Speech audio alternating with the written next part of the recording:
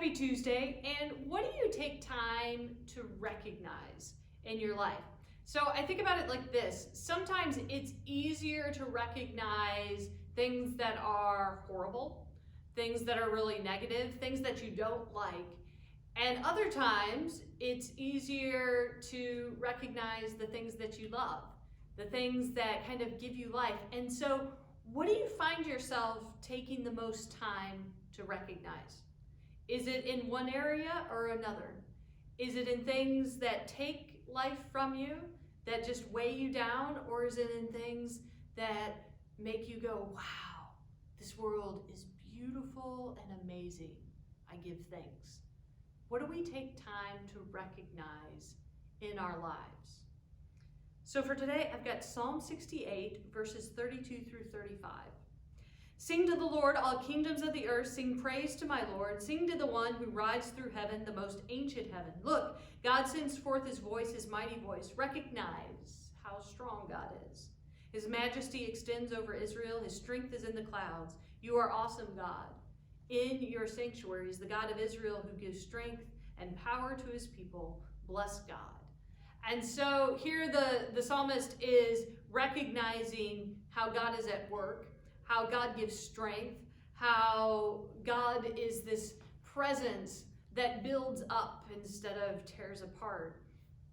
And it's kind of interesting to think about that, of to look at, recognize how strong God is. And so what do we recognize about God that helps us in the everyday? How do we recognize God working in our life? How do we recognize God all around us in other people's actions? How do we recognize and spend time focused upon that? Do we stop and hit pause when things are kind of crazy, or even when they're joyful, and just go, oh, let me just take a minute and see and recognize where God's presence is?